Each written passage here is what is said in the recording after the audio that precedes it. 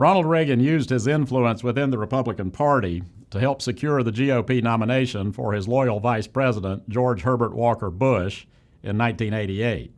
A World War II veteran from an aristocratic New England family, Bush had graduated from Yale, where he played first base on a team that reached the College World Series, then moved to Texas, where he was moderately successful in politics. After losing a race for the U.S. Senate in 1970, Bush served in several capacities under Presidents Nixon and Ford. After losing the 1980 race for the Republican nomination for president to Reagan, Bush was selected as Reagan's running mate. Most people who worked with Bush in the Reagan White House found him to be an unusually genial, courteous, and well-mannered man. Some who knew him, however, thought he was a political chameleon who had no strong opinions. Others simply referred to him as a wimp. Indeed, Bush often came across as a phony, especially when he tried to play Texan. The Democratic governor of Texas, Ann Richards, said, "Poor George can't help it. He was born with a silver foot in his mouth." Or, as Lloyd Bentsen, who had defeated him for the U.S. Senate seat in 1970 and eventually ended up as the Democratic candidate for vice president in 1988, put it, "I guess you could consider George Bush a real Texan. He can rope and drop a lobster with the best of them." In the end, the winner of the Democratic nomination was Governor Michael Dukakis of Massachusetts, a colorless technocrat who took credit for the so-called Massachusetts miracle. Dukakis selected as his running mate Senator Lloyd Bentsen of Texas. The 1988 campaign was probably one of the lowlights of modern American political history, which is saying something. Besides having relatively uninspiring candidates, it reached a new low in tactics. Despite Bush's call for a kinder, gentler nation, his campaign manager, Lee Atwater, regarded politics as warfare and brought to the political arena a viciousness and lack of scruple that led a Democratic congresswoman to call him the most evil man in America. Atwater crafted the Bush campaign around charges that Dukakis was soft on everything, soft on communism, even though it was collapsing, and especially soft on crime. Much was made of the fact that Dukakis was a card-carrying member of the American Civil Liberties Union. Worst of all were the Willie Horton ads. Horton, a black man who had been convicted of murder, was released on a furlough from a Massachusetts prison. While on furlough, he raped a white woman, assaulted her husband, and stole their car. The fact that the highly questionable prison furlough program that put such a menace back on the street had been started by Dukakis's Republican predecessor became a moot point when Dukakis responded in his usual weak fashion. First, he defended the furlough policy and then canceled it in April 1988. Dukakis thus lost both ways, first seeming to be soft on crime by failing to act, then seeming to have sacrificed his principles when he did. Perhaps the most memorable event of a largely forgettable campaign was the vice presidential debate between Republican Dan Quayle and Democrat Lloyd Bentsen. Virtually everyone agreed that Bentsen cut Quayle to pieces. In the midst of stumbling, bumbling attempts to answer questions, the inexperienced Quayle made the mistake of saying that he had as much political experience as John F. Kennedy did when he ran for president. While technically this was true, it set the veteran Senator Bentsen up to deliver the knockout blow. Bentsen glared at Quayle with a mixture of amusement and disgust and said, "Senator, I served with Jack Kennedy. Jack Kennedy was a friend of mine. And Senator, you are no Jack Kennedy." 80% of those polled agreed that Bentsen won the debate. Even the 20% who said that Quayle won were almost certainly Republican loyalists who didn't really believe it.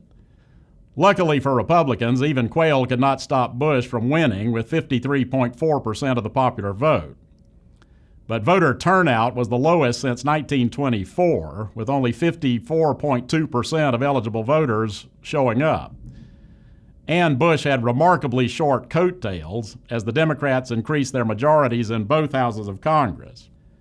Perhaps the most outstanding feature of the bizarre 1988 election was, as historian Sean Wilentz put it, the campaign's almost total dissociation from the epical events occurring all around it, thanks to the diplomacy of Ronald Reagan and Mikhail Gorbachev. You would think that the Republicans would have made much of their spectacular foreign policy achievements of the previous 2 years, but except for Reagan himself, almost no one even talked about it. Instead, the Republican campaign focused on Willie Horton, the ACLU, and other trivial stuff. In the end, the main reason Bush won, other than the iciness of Dukakis, was the Reagan recovery, the fact that the economy was still booming. Unfortunately for George H.W. Bush, that boom was about to come to an end, and the coming recession would cost Bush a second term in office. As Sean Wilentz says, Bush's impressive resume in diplomacy and intelligence work and the continuing rush of world events virtually guaranteed that his presidency would focus mainly on foreign policy. But even Bush and his experienced advisors could not have foreseen the magnitude of what would happen during the administration's first year. In April 1989, Chinese students and workers occupied Tiananmen Square in Beijing in an around-the-clock pro-democracy demonstration that the Chinese government swiftly denounced as counter-revolutionary. In mid-May, Gorbachev's arrival in Beijing on a mission to heal old wounds between the two communist superpowers caused the crowd in Tiananmen Square to swell into the hundreds of thousands. Chinese authorities brutally crushed the pro-democracy demonstrations, but hastened by the events in Tiananmen Square, extraordinary upheavals took place in Eastern Europe. In August 1989, Poland formed its first non-communist government in 40 years.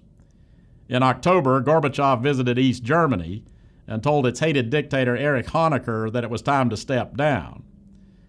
On October 18, 1989, 100,000 East German demonstrators marched in Leipzig. 2 days later, Honecker resigned. A week after that, on October 27th, Gorbachev proclaimed what a Soviet official called the Sinatra Doctrine. Hungary and Poland were already reforming rapidly with Moscow's blessing. You know that Frank Sinatra song, "I Did It My Way," asked Soviet foreign policy spokesman Gennady Gerasimov? Well, Hungary and Poland are doing it their way. And on November 9, 1989, the people of East Berlin did it their way too, and the Berlin Wall was open for the first time in 28 years. The Cold War was winding down, and the West was winning. The suddenness of all these changes, which American intelligence agencies had failed to predict, stunned students of international affairs. In the summer of 1989, even before the most dramatic changes had taken place, conservative writer Francis Fukuyama published an essay that attracted widespread attention, at least among intellectuals. What we may be witnessing, Fukuyama wrote, is not just the passing of a particular period in modern history, but the end of history, the end point of mankind's ideological evolution, and the universalization of Western liberal democracy as the final form of human government. As Bill Brand says, this argument wasn't quite as nonsensical as it sounded. A philosopher by training, Fukuyama considered history to be the struggle of ideas. Modern Western history, which had become modern world history, was the struggle between liberalism, in the sense of democracy and capitalism, and authoritarianism as embodied originally in monarchism, but more recently by fascism and communism. Liberalism had bested monarchism in the 18th and 19th centuries, and it had defeated fascism and communism in the 20th. With no other competitors, liberalism had won and history had ended. During Bush's 4 years in office, a whole host of near unimaginable developments, most of them accomplished without significant bloodshed, revolutionized international politics. Crowds dismantled the Berlin Wall, Germany was reunited, the nuclear arms race slowed down, and South Africa began to slowly get rid of apartheid. Communist governments in Eastern Europe collapsed. By the end of 1991, the Soviet Union was no more. And in February 1992, Bush and Russian President Boris Yeltsin formally declared the Cold War to be history. Did all of these amazing developments mean that Fukuyama was correct, that the world had reached the end of history? Probably not, but we have now reached the end of this particular history course.